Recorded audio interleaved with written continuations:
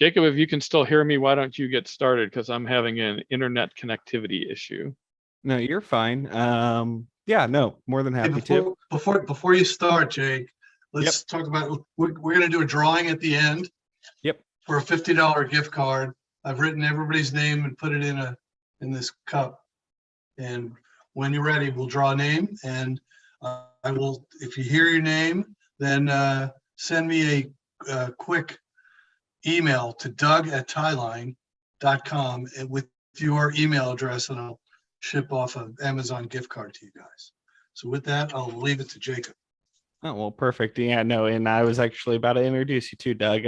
So I'm joined here today with Doug Ferber. He's one of our sales reps. He's just gonna give away something to show thanks to the SBE and SMPTE chapter. So thank you guys. You might notice I might be I have to be of some value because I'm just the sales guy. It's Jacob's the smart one tonight. So he's kind of show you guys some things. Yeah. So, and also forgive me too. I have two monitors. I'm at my home office instead of the work office, so it's a slightly different setup. So to introduce myself, though, my name's Jacob Daniluck. I've been with Tieline for going on close to 13 years now.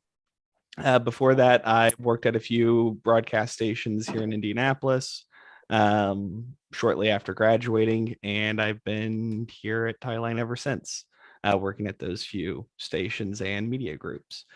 Throughout my years, I've worked mainly in the broadcasting side as a board op, and also kind of working with the streaming and the IT stuff, because that's what I knew and that's what I graduated with. And then here at Tieline, I've gone hands-on straight into streaming, full-blown, whether it's RTP streaming based, Icecast, Shoutcast, SRT, etc. And those are some of the things that we'll talk about tonight. So to kind of get things going, because I knew this was going to be a broad audience, wide range of knowledge, so I figured there'd be a couple of things we'll tackle throughout this presentation. Like, what is a codec in the world of broadcasting for SMPTE and SBE? And what about the production side of it? How can you benefit with a codec in the world of production? What is an algorithmic compression compression? And why is it necessary? What is a bit rate and a sampling rate? These are important things to note. How do we stream things? What are the protocols we use? What are some of the tools we use to stream audio specifically or video? What are some of the insurances we can use? I know this one might be of most interest. Insurances to maintain a good quality stream, I should say. And some of the other tips and tricks that I've learned throughout my years here at Tieline, working with broadcasters throughout the world. So what is a codec? First off, you got to know what the word codec is. It is derived from two words: encoding, the CO in encoding, and the DEC in decoding. Just describes the process of compressing and decompressing data in a file format or in a real-time stream. And this presentation, we're going to focus on the real-time stream, but some of it is applicable to storing media as well. Here, we're going to talk about the streaming devices for this type of things. And why do we actually use it? Well, it's designed to interconnect between two locations or more. That's the purpose of it. A hardware or a software-based encoder is for real-time streaming to send audio or video from one place to another. So think of like broadcast remotes. You have to get that TV view or that audio view from the field into the station and ingest it into your network somehow. That's where hardware or software codecs come into play. Guest interviews. They're not typically phone calls anymore. It's more high quality stuff with apps and or hardware-based devices. Or sometimes that guest interview is just going into another studio. We have studio to transmitter links.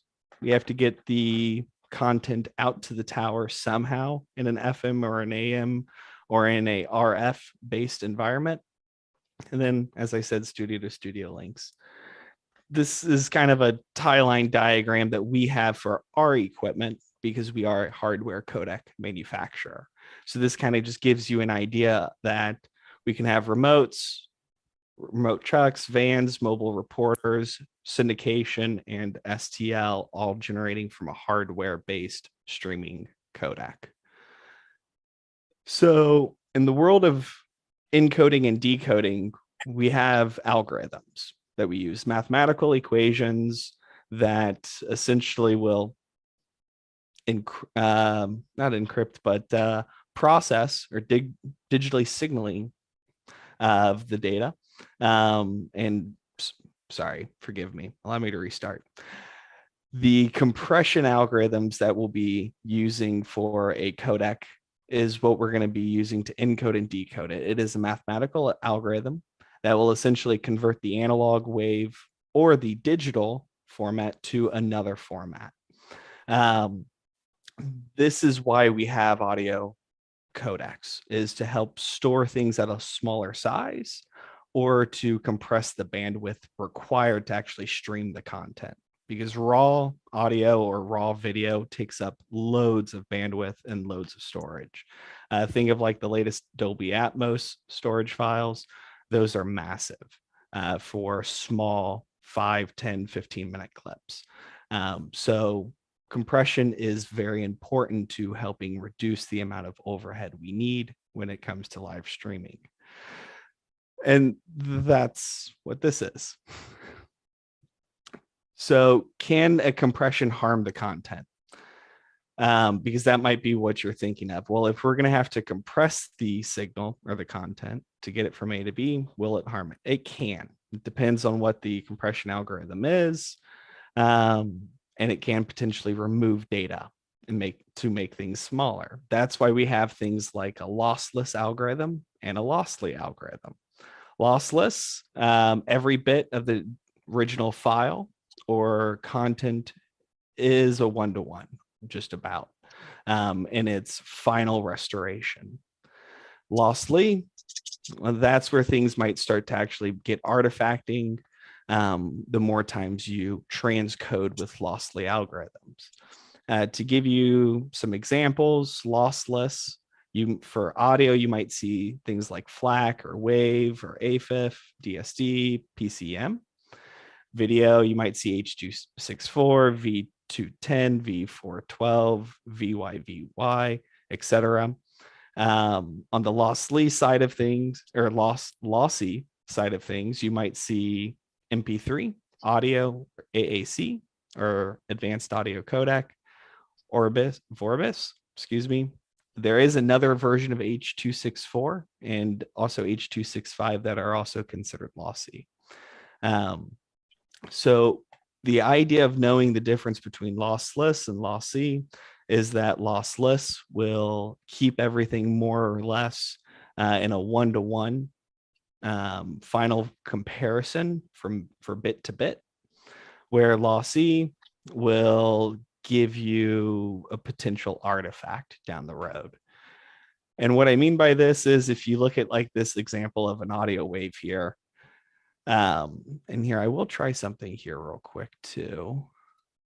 I've done this before. I should be able to do it here. The top audio wave versus the bottom audio wave. The difference is the compression. Sound wave visually, even visually, at least through a wave format, they look almost identical. But if we actually play the difference here, so here's a short song, Mindful of the Ears, sorry. You should be able to hear this here. Nice, clean audio sound. Of my yesterday. And that's 44.1 at 32 bits. It's a lossless algorithm, but that's 30-second clip, and that's a 10 meg file. To stream that, we would be looking at roughly 1.4 to 1.5 megabits per second. Over 30 seconds, we're eating up close to a little bit more than that 10 megs there, just because of the overhead. That's a lot of data to consume for something that, depending on the importance of the content, we might be able to do better. But on the counter to that, though, here's a different audio sample running in G711, for those who might know what G711 is, it's a phone call. So here's the same audio file, but now here in G711, and it sounds completely worse. You lose a lot there, a lot of the highs and a lot of the lows too. So playing with compression a little bit can actually affect the audio quality, but it can also maintain it pretty well too, while still reducing the size. Oh, there we go. So the next thing to cover is sampling rate, frame rate, and bit rate. And sampling rate, that's going to be the amount of times per second that we can go through and actually capture a data reference. Your frame rate is based off of the amount of sampled data strings in a single interval. The higher the frame rate, the more data that is required to send per second. That's more critical in the world of video, but there is a relation to audio here in a second with frame rates. The bit rate is how many data points are actually recorded per sample of your sampling rate. So if you have a sampling rate of 48,000, there are 48,000 referenced bits in that one sample. The higher the bit rate, the more data recorded per second. There is a correlation with audio streaming and your frame rates, because for every audio frame sent, that is one packet of audio. Depending on the algorithm you choose, there is a predefined frame rate. For instance, AAC, I believe, is around 96 packets per second in total. So it has a frame rate per se of 96 FPS. It can vary depending on how manufacturers implement the frame rates, et cetera, with the audio conversion to a packet size. But there are methods of converting that to your frame rate. Ask your manufacturer, the developer of the software you use, what they use, and that'll give you a better idea. Because knowing the frame rate can actually help you correlate to problems down the road or figure out problems down the road. So as I gave you an example earlier, here's a similar example though, but now playing with bit rates. Sampling rate is the same, 44.1 for both of them. One is still running in Windows Wave format. The other one's running in MP2. And bit rate wise, if we go from linear, again, still sounds pretty clean, pretty good altogether. But then we can go to, here we go, an MP2 playing. If the file will let me. It must have delinked itself. Well, forgive me. If you're very interested on an MP2 difference of that, let me know. And I can actually send you those two files. Let's see if it actually will play here. Here's a spectrograph of the difference of the two. It might be linked on this one. Nope, didn't link over either. Sorry about that. There we go. So to the streaming protocols.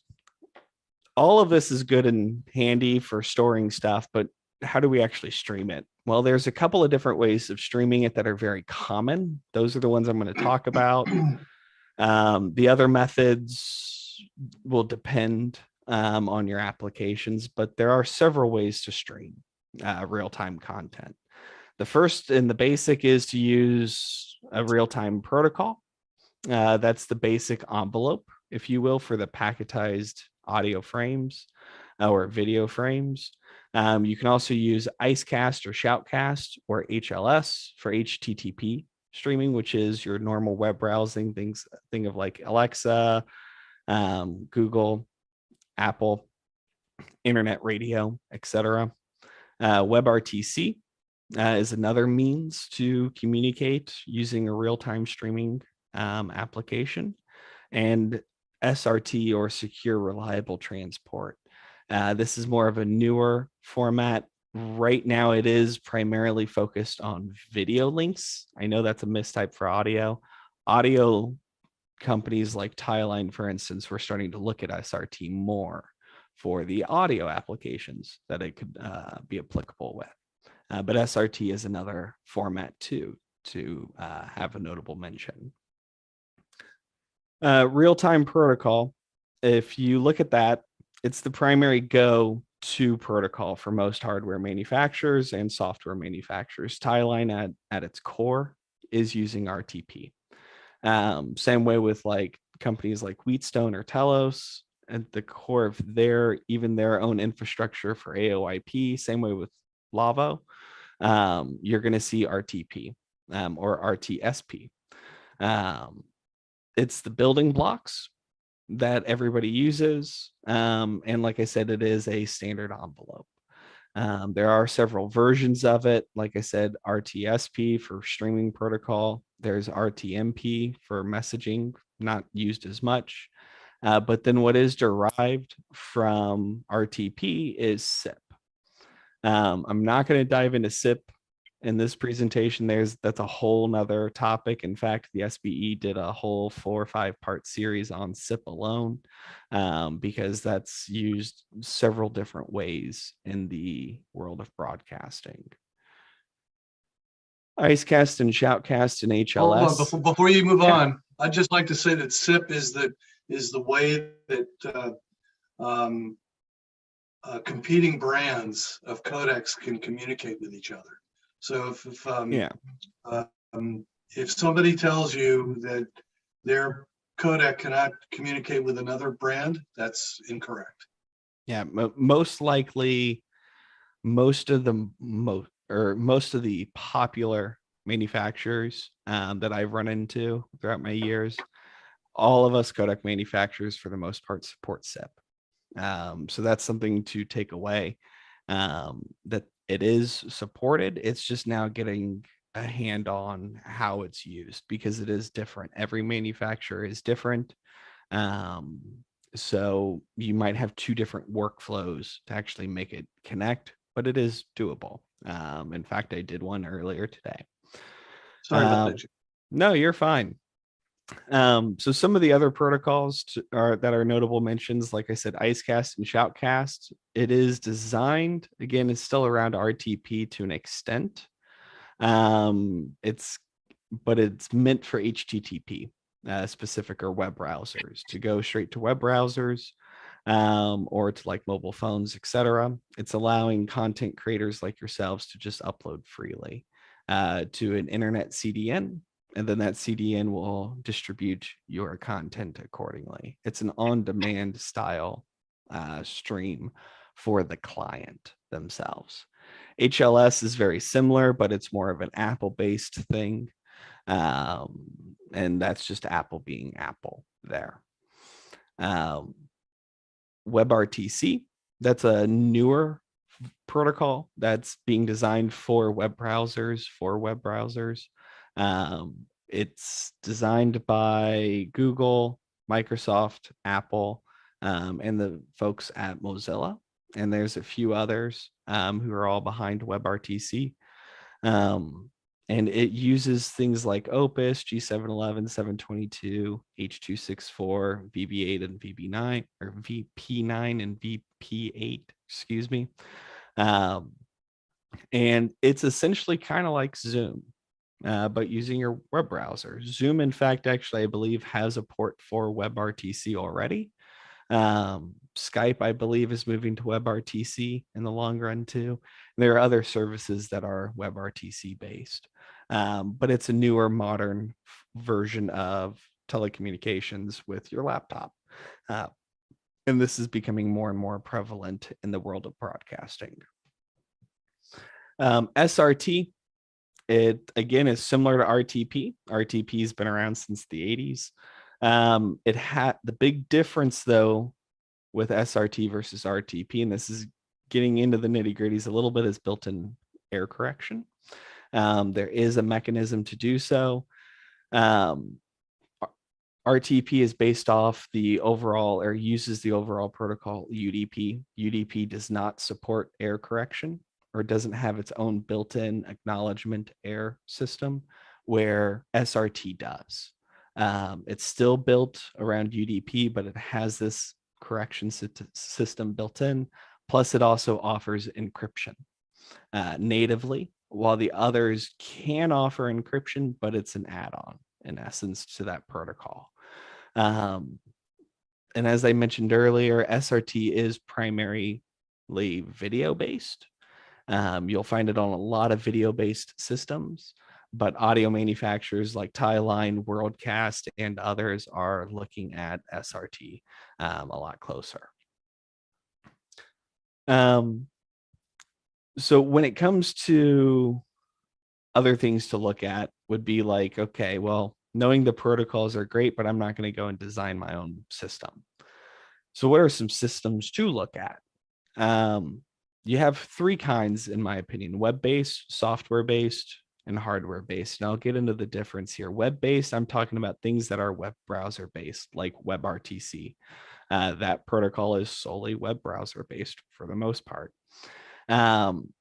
You can go web browser to web browser, laptop to laptop, easily all through a web browser, like Zoom, for instance, what we're doing here. Some of us have it installed to client, some of us do not. Those who do not, we could all, in fact, not have it installed to client, and it's still web browser based. I would put Zoom on this list. Skype as well is very similar. Cisco WebEx, IPDTL.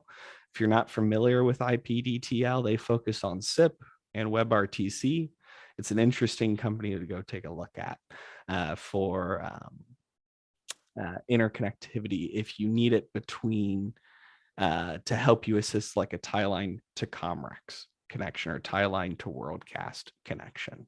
They're an interesting company in that regards. The other style is software-based systems. These would be things that you have to install, period, to actually make them function. They are designed to go on most common computers or servers. They can offer low latency, but it all depends on what you're doing on that PC to begin with. Things like just Windows Explorer running on a Windows machine can take up CPU cycles, depending on how many desktop icons you have, how often it refreshes, etc. Those can affect your overall stream down to in terms of low latency. So if you want low latency, then we need to look elsewhere. But some examples of this would be like the video LAN client, or VLC. I'm sure most of you have used that, or OBS, Lucy Live. Or if you really do like programming or you're into command line, FFmpeg, they're pretty much at the core of all of those other softwares. That's the OG, or the original, if you will. If you do want something like low latency or dedicated based or purpose built, that is when you would want to look into like hardware codecs or hardware audio or video codecs, I should say. They are designed with the idea of streaming in mind. They are typically designed for long-term use for multiple days, if not years of consistency. They have high audio cards or video cards built into them already, and you don't have to worry about add-ons or modules for your PCs like PCI add-ons.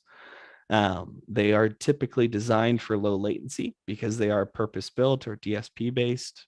You can typically get much, much faster responses because we can design the processor to our purpose.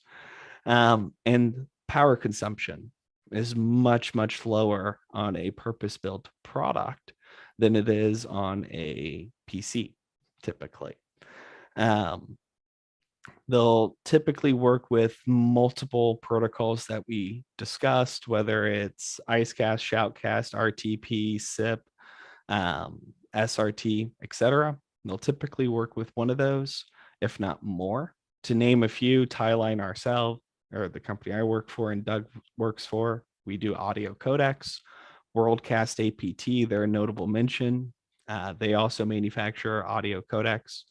LiveView, video codec manufacturer.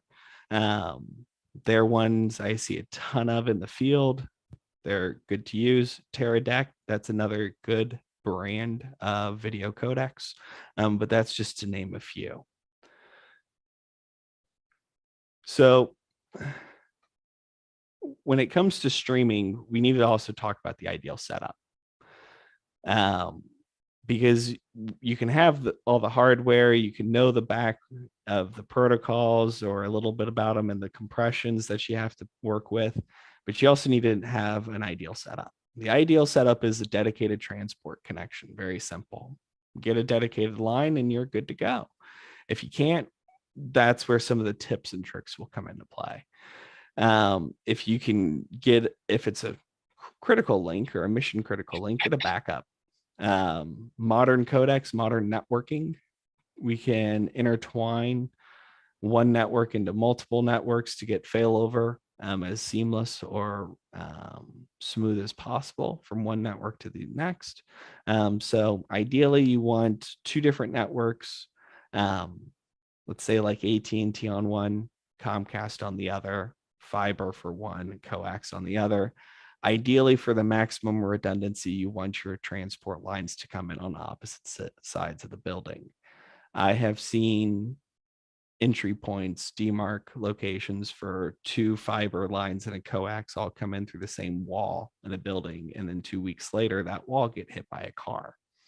Things happen. So try to have your plan for your redundancies and your backups. Let's see here. So with your ideal setup, if you can't have your ideal setup, then what can you do? And that's where some of the insurances will come into play. One, your algorithm selection. It's very important, very critical, because there's some things called algorithmic air concealment, and they work a little differently. Algorithmic bitrate selection is important because that's how much bandwidth you will consume. You have your decode buffer. That's important to note about. Forward error correction, that's a technique that can be used by different codecs. Packet replication, that's where redundancy can come into play, and quality of service. So with your algorithmic selection, the first thing to note is about your air concealments. You have three major forms of air concealments. You have what we call zero insertion, waveform substitution, and waveform interpolation. Excuse me. Zero insertion is the idea of just replacing all your lost data with silence. Some codecs can do this by default already. It depends on how we implement them. Very few codecs these days focus on zero insertion. Most of them will try substitution. And what this will do is, instead of replacing the missing audio or video with nothing, we'll try to reinsert it with something. Something that we've seen before, whether it's even a garbaged image or maybe just white noise for a split millisecond. Typically to the listener or to the viewer, they won't notice this substitution, but to the trained eye, they might. The last form is educated guessing, more or less. It can work out very well. It depends on how powerful the engine is in the back end to make those guesses. AI will become bigger with interpreting the incoming and outgoing content to make those guesses, but we're not quite there just yet in the world of real-time streaming. Your bitrate selection, though, is also very critical. Every application, though, is different. So to try to say what's the perfect bitrate, ideally you would want to run everything in PCM, 48 kilohertz, 24-bit with 4K running at 60 FPS, if not 120 FPS. You want to have the best quality you can, but you can't for everything. We need to be realistic. Typically, things to note are just things you have to ask yourself, like, what kind of quality am I looking for? The lower the bit rate, the lower the quality. Some algorithms are capped at specific frame rates, bit rates, frame sizes, and also frequency responses. For instance, G722 in the audio side is capped at 7 kilohertz frequency, where AAC is capped at 15 or 20 or 22 kilohertz, depending on which variant you use.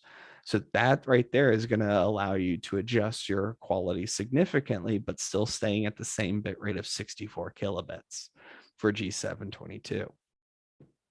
Note where the original source is coming from is another thing to ask yourself.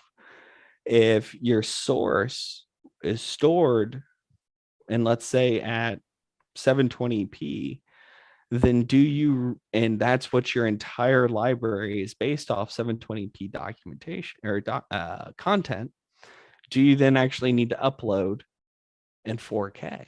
Well, that's something you have to consider and think to yourself about. It depends on what you're doing. If you are resampling everything and remastering everything up to 4K, then you might want to.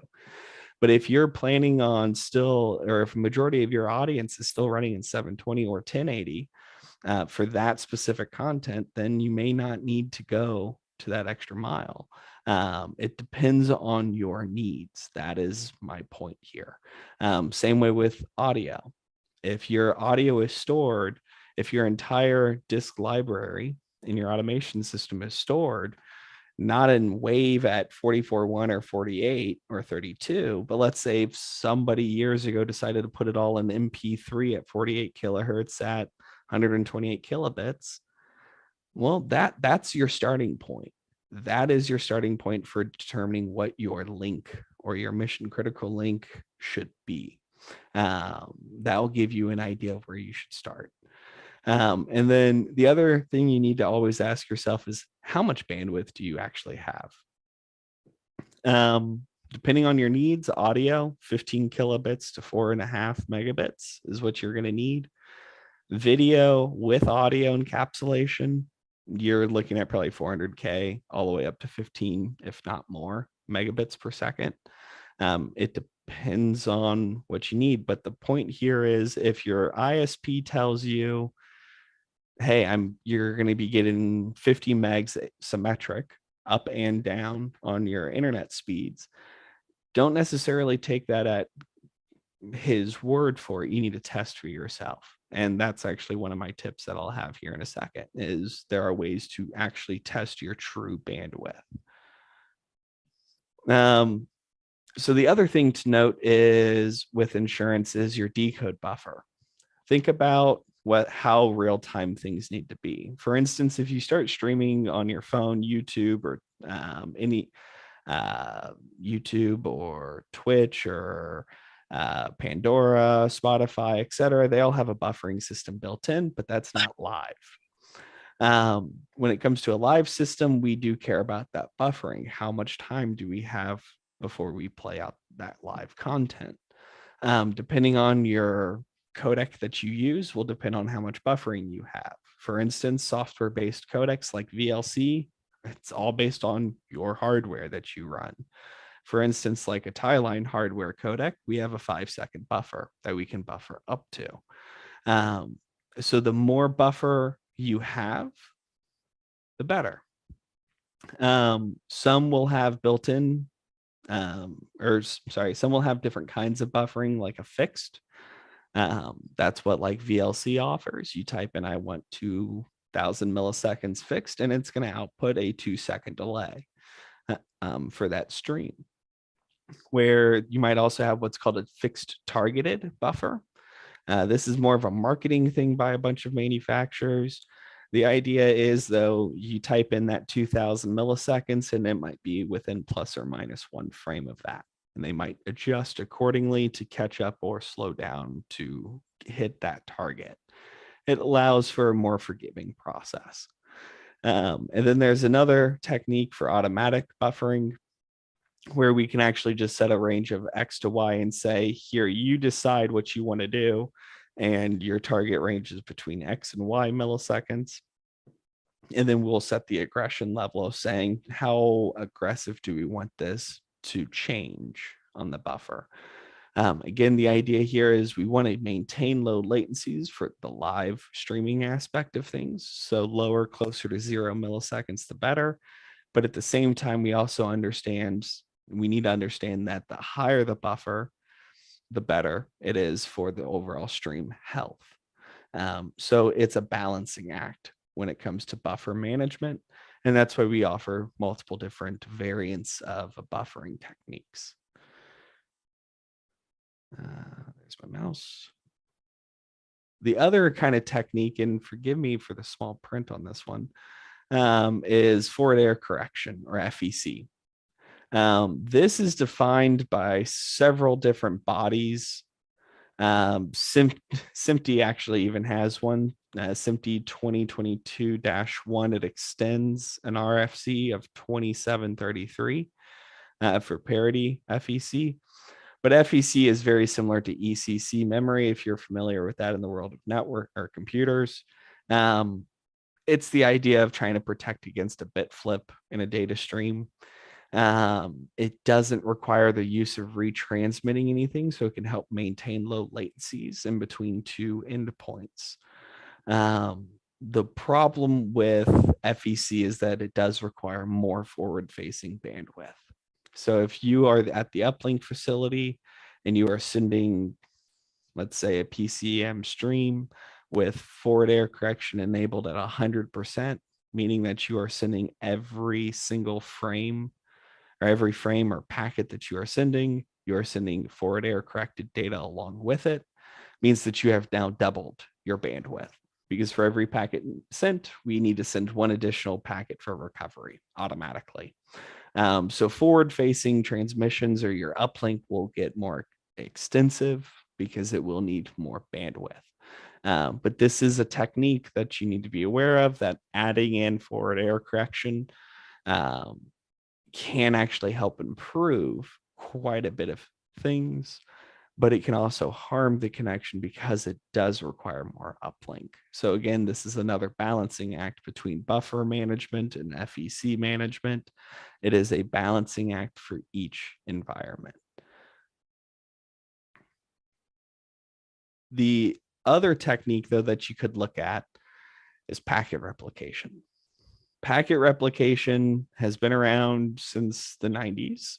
For broadcasters, though, it's been around since 2010.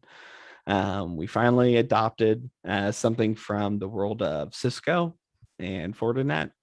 And essentially, it is very similar to the idea of FEC, but we are replicating the data packets and then retransmitting them with network diversity. So what we're doing is saying, hey, here's an audio packet or a video packet. We're going to now duplicate it. And then now we're going to send it from point A to point B over two different physical layers. Or it could be on layer 1, 2, or 3 of the networking scheme. And the idea here is that the receiver will resequence the video or audio data into one single stream.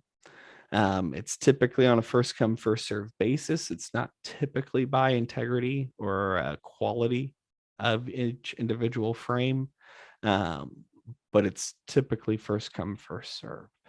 And the idea here is to, again, achieve a higher redundancy rating on the overall link for those mission critical aspects. But network diversity is not the only means for diversity. Another method is just time diversity. And this is very simple. It's offsetting that replicated packet by X milliseconds. So if we're sending one stream and it has a normal buffer of 200 milliseconds on the network jitter, but on the second stream, there's another network jitter of, let's say, 300 milliseconds.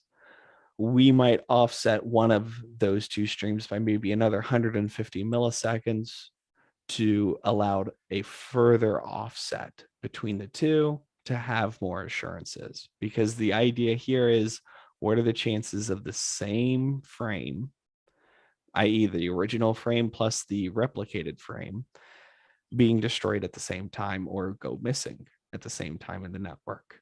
The chance of that happening are slim to none. Excuse me, I'm going to turn off that here for a second. The other stream, or the other thing to note for insurances, is quality of service. Quality of service here can establish a role within a network to assist in a couple of things. One, packet classification.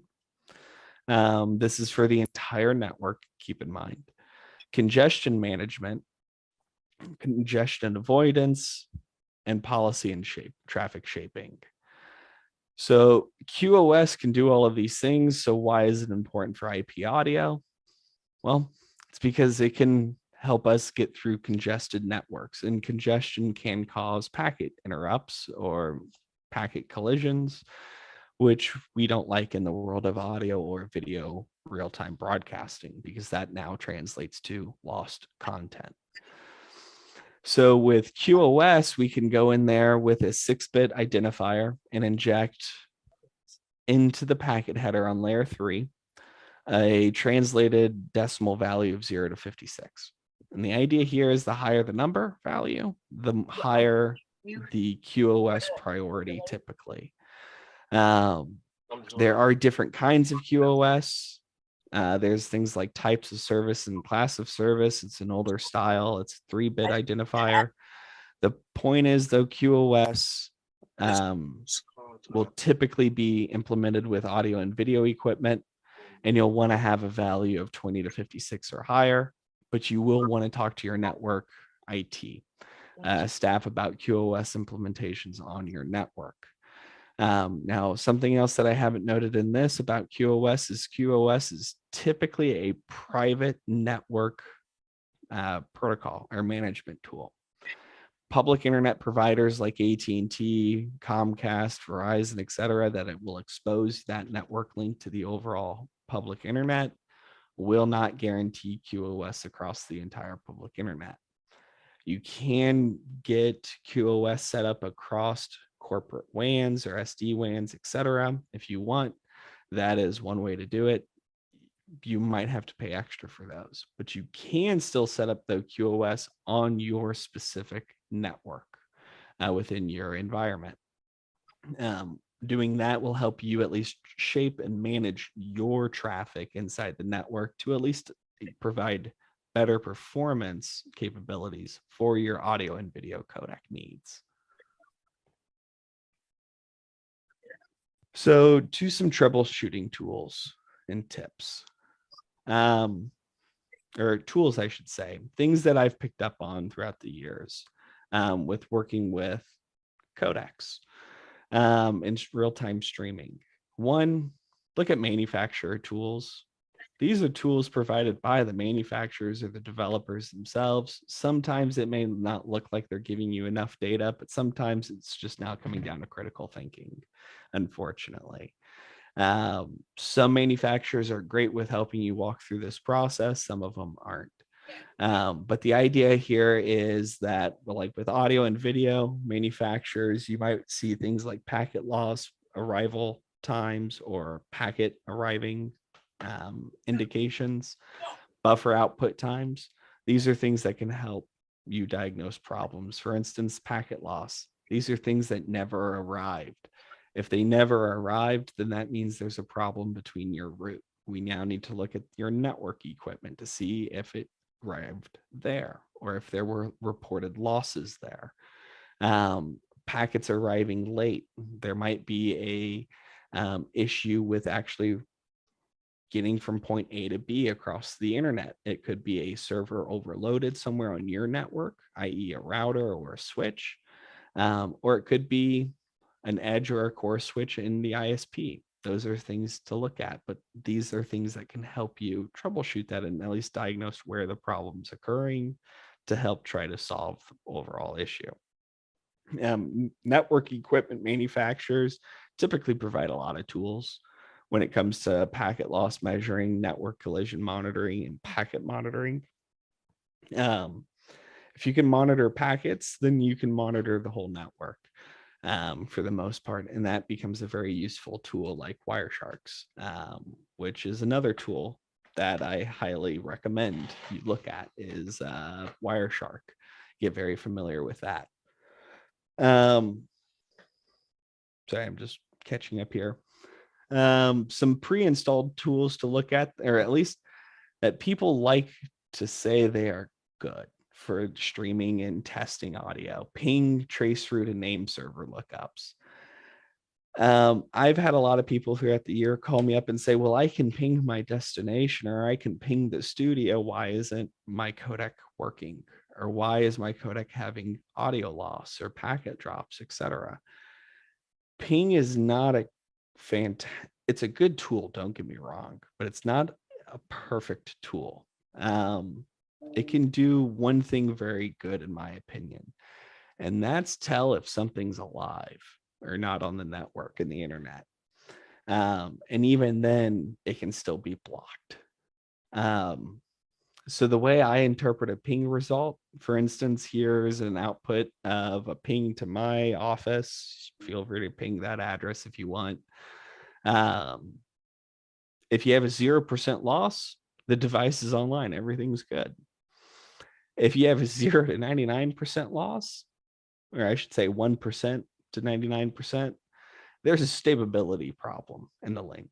That could be two devices sharing the same address, loose cable, bad network stack. Could be several things there, but it will indicate a problem. 100% loss, that tells me one of two things, and this is why I don't think it's a fantastic or perfect tool. It tells you if the network stack is either alive or not alive, but it could also tell you that the network administrator may have blocked ping traffic. So that may not be any use at all. If you know that they haven't blocked it, then it will tell you if it's alive or not. But in terms of like how it will respond with a minimum, maximum round trip delays and all of that stuff, that's somewhat useful. There's a better way and a more accurate way to get that time. Because what we care about, not the round trip time, but the one-way time or one-way route. And that's where we can get into other tools. Trace routes, for instance, I have people send me trace routes before and see if I can interpret problems. There are ways to interpret some problems in trace routes, but now it's the problem of getting your ISP involved. Because at the end of the day, with the public internet, if it's truly a public internet, then we are at the mercy of all of the server providers or switch providers between all of the hops. For instance, here's a 12-point hop between, again, my office in Indianapolis to Cloudflare, 1.1.1.1. It takes respectfully 12 hops. You'll see the round trip delays listed 3 times, 3 different round trip packets, and then the destination. Each of these destination addresses is some ISPs. I believe these are probably all Comcasts for the most part, but they're all routing through different servers or different switches or nodes, if you will. So the way I like to interpret these, there's 3 ways. If we manipulate the results a little bit of that Cloudflare, there's 3 different kinds of problems to look for. 1, increasing latency towards the end or the target destination. If you start to see this, packet loss will most likely occur because most likely some server, in this case, hop number 10, is going to be giving you some sort of lower priority, most likely, or it's being overloaded by something. You could always do a reverse lookup of that address and contact that the operators via email and let them know, and they may or may not be willing to take a look. But it is something to look at. But this is why things like forward error correction and packet replication with network diversity and time diversity exist, is to try to offset a problem like this. The other type of result you might get with the trace route is having a higher latency in the middle, but not at the beginning, not at the end. This may not actually reflect any problems, but you might see this quite a bit. It could just be that those servers just are being run a little harder or have a lot more traffic to deal with. They might be a little bit more overwhelmed. You might have the occasional packet loss here or there with it, but it's just a delay issue, and most likely it's just because things are getting overloaded. The other issue, though, that you can typically solve is when you see a high latency at the very beginning. If you see a high latency at the very beginning within the first 1 or 2 hops, or 3 hops, depending on if you know your server addresses and switch addresses and all of that stuff. Assuming you know all of that stuff, you might be able to interpret what is yours and what is your ISP. For instance, this top hop, the 162.17.7.254, that is my host address at my office, and that address specifically, well, if I had a 350 millisecond ping just from that one node, I know most likely it's a problem I could resolve myself within my own network. So it's either, it could be bad hardware, bad configuration. There could be a firewall in place. There could be several things that are just slowing down my traffic altogether. But the important thing to note is this type kind of response would tell me I need to go talk to my IT guys and have them take a closer look at the network. Name service lookups or digs. People who use domain name servicing, this is something of use. I have people call me in all the time. They think their address, IP address is one thing, but the university assigns them a host name and a fully qualified domain name. And they still think they're running with that old IP address. The idea here is if you use a fully qualified host name, use it. Don't try to translate it. If you need to translate it for troubleshooting purposes, use NSLookup or dig. It will tell you what the IP address is of that server at that day. That's what I would use. Some third-party tools, though, to use. If you want to talk about true throughput testing, you could use like speedtest.net, but it's not as good as downloading the core of what speedtest.net really is, and that's iPerf. iPerf3, you can find it on iPerf3.fr. It's an open source application, and it's a network throughput testing tool. It allows you to set up 2 different clients on 2 different servers, or a server client relationship, so 2 different machines. It does require proper network forwarding if you're going to do it across the public internet, which you can do. But it not only supplies you TCP throughput testing, which is what speedtest.net does, or your local ISP speed test server does, is TCP throughput testing. But here they can test UDP throughput, which will provide you a more accurate idea of what kind of bandwidth results you can get when it comes to your streaming. Because at the end of the day, most streaming protocols use UDP traffic for the real-time aspect of things, because it doesn't require an acknowledgement packet, which acknowledgement packets increase delay. So a type of response here you might see, and again, forgive me for the small font here, but there's a lot to fit here. The idea here is the black command line versus the blue command line are 2 different output responses from a UDP iPerf test. Here I can see that between my Raspberry Pi on one network to a different Raspberry Pi on the other network, one running Linux, one running Windows.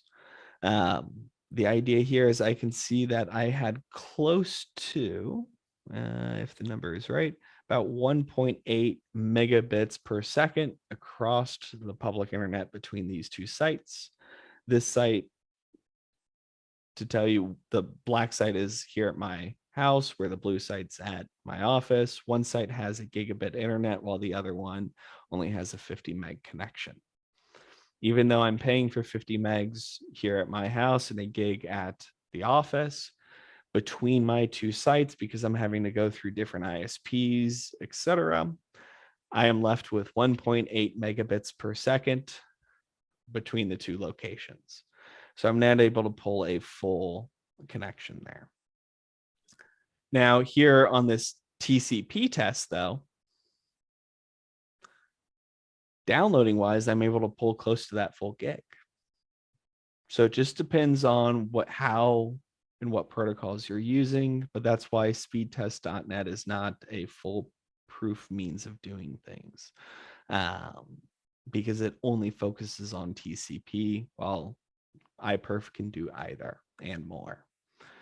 And also, just as a point of reference, iPerf can also measure your jitter between the two locations, which can provide you a more accurate description of what your buffer needs to be. So with that buffering information, then you can have a much better idea if you need to have a much higher buffer or a lower buffer in the long run. Wireshark, as I mentioned earlier, it's I've heard this. I'm not going to take ownership of this, but I've heard people, one guy up at the CBC refer to Wireshark as the oscilloscope for AES-67 and all AOIP.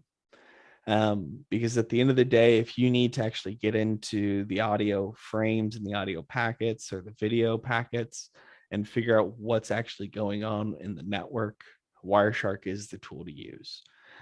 You can come in, capture all the data in sequence or out of sequence, and Wireshark is a tool that has even built-in tools to decode that data into a raw, for instance, AES-67 stream, SMPTE 2110-30 stream.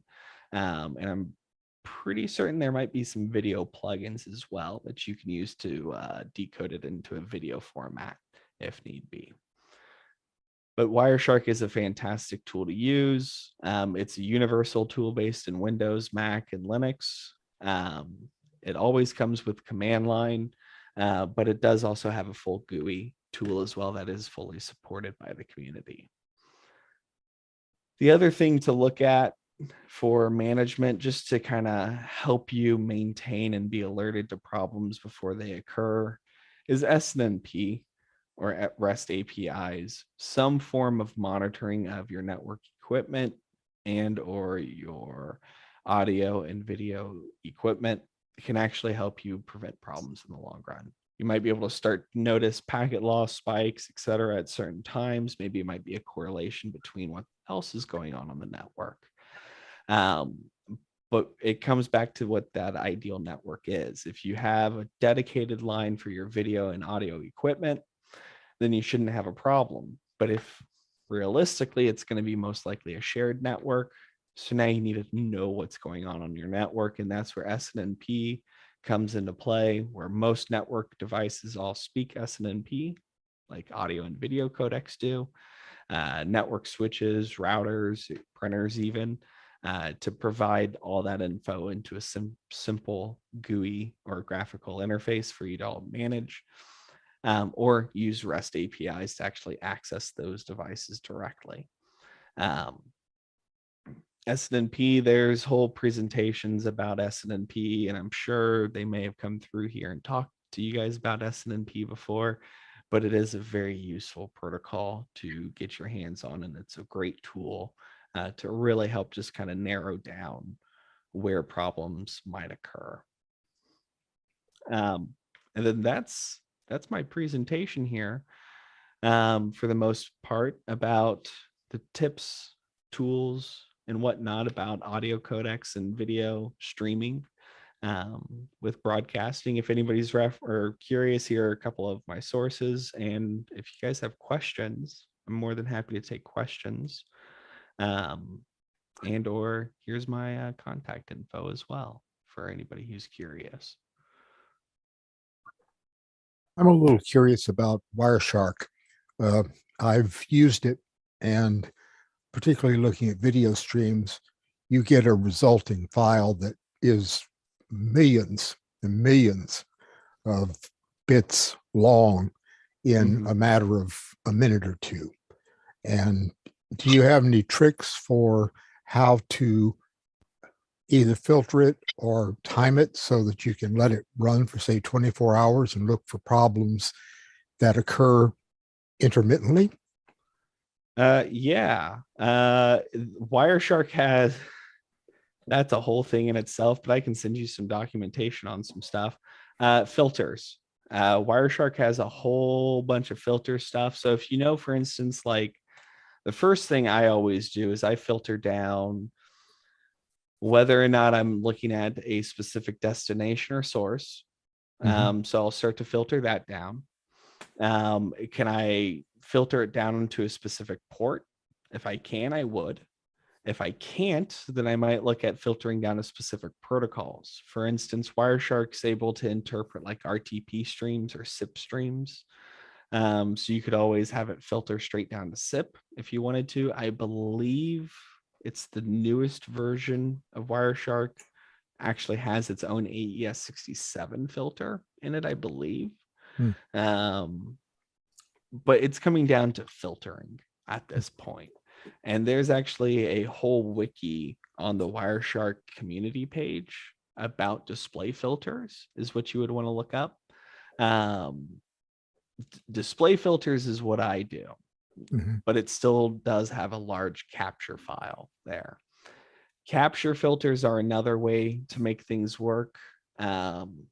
The problem with doing capture files versus or capture filters versus display filters, in my opinion, is if you set up your capture filter wrong, then you've wasted that whole test. So most of the time, if I'm going to do anything, I might filter it on a capture down to just the host and the source, but nothing else, because I might want all of that data.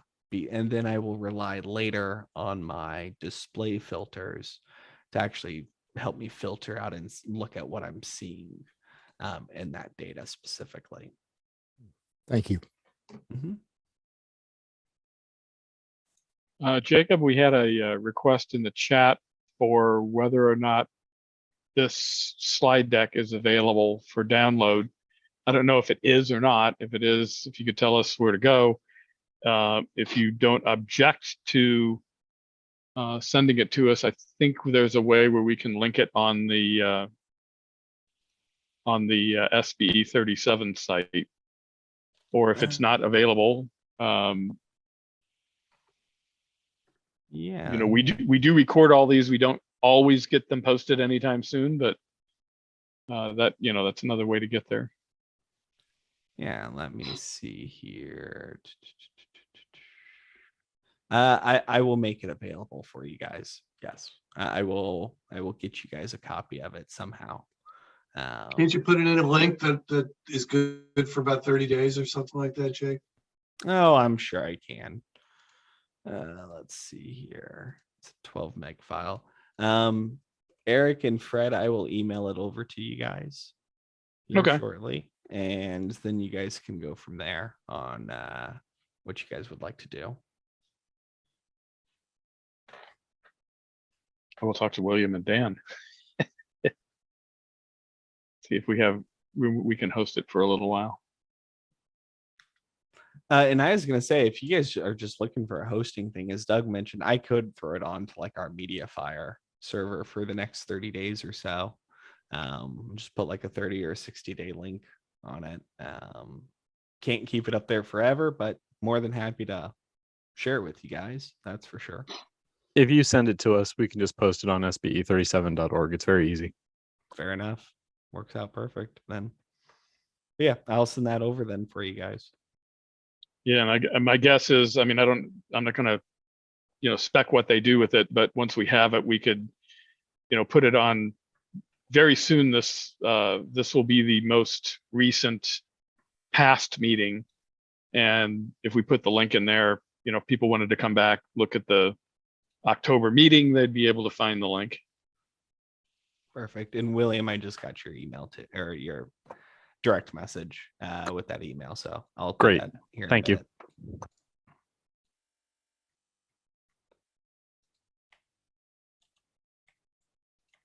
Are there any other questions?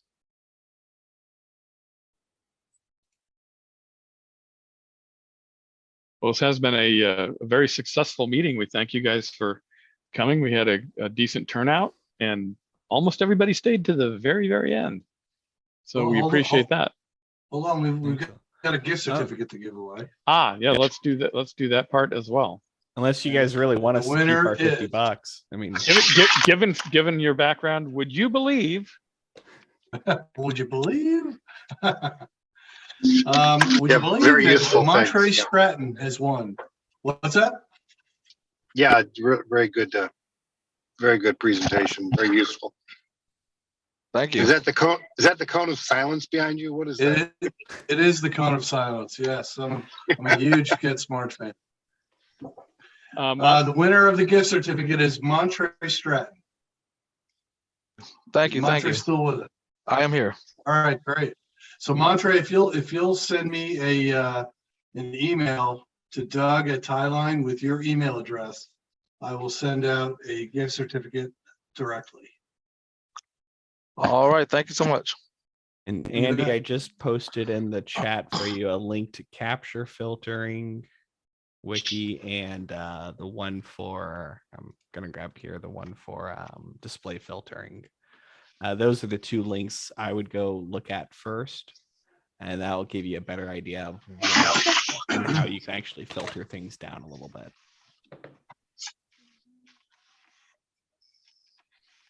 You said that was in the chat. Oh, that was a direct message. Okay, Would you look at that? Here, I 'Cause- will share that with everybody. Thank because you. I did see there's also a something just came into the chat. Oh, my signal broke Did you up. cover into the? gateways in the presentation? SRT gateways. Oh no, I didn't cover SRT gateways specifically because SRT is. I know enough of SRT to be dangerous with it, but I would probably break more of your SRT stuff than anything else at the moment. I've done my research into SRT equipment, but I have not gotten to play with it as much as audio equipment or like WebRTC as I'd like to. Oh, analog circuits. Oh yeah, we can manage analog circuits, ISDN pots, not a problem. A lot of codec companies can. We're still one of the few that still offer it to an extent. And the main reason for that is mainly due to the FCC. Analog circuits like POTS and ISDN lines are starting to fade away more and more. And the FCC no longer protects them like they used to by forcing AT&T, Cox, Comcast, etc., to mandate POTS lines and force them to be at a certain reasonable rate. So with that going away, ISDN rates are going skyrocketing. We're seeing a lot of broadcasters shift away. So we still support them, but we actually no longer manufacture that equipment. So we still have them. You can get them. You just don't know for how much longer for analog circuits. And that's going true for a lot of the other manufacturers as well. Yeah, it's kind of hard to order that stuff, and I mean, VoIP has gotten, I mean, if you want an analog phone line, some places you just can't get it. And if you can get VoIP, it doesn't behave exactly like an analog line, even though, yes, in the back there's a connector to plug in a regular phone. Yeah, well, and that's the big difference with the analog and digital circuitry. The digital aspect of things is not just a voltage difference, but we are going to be packetizing that data stream at some point. Where older traditional analog PSTN line is going to be more point to point for the most part. And it's going to be serial communication, where on the IP side of things, digital comes in, it's going to be more packetized at some point. And now we have a whole nother problem to come into with buffering. If the buffering is not exact, it can become very difficult to actually decode that data, and you might get a garbaged mess on the other end. But Rob, no, I definitely hear you about lines out there in Japan getting access to both analog and digital. I always say if you can get access to a digital line, then that means there's an internet line there somehow as well, to an extent.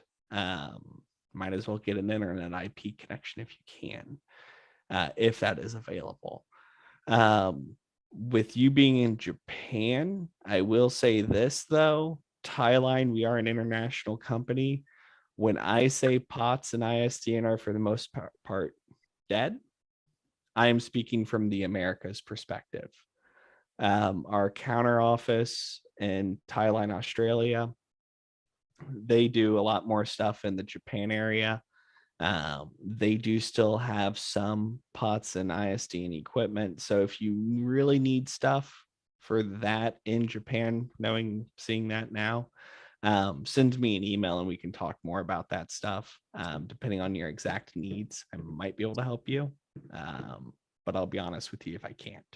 So might want to go that route, jacob@tieline.com.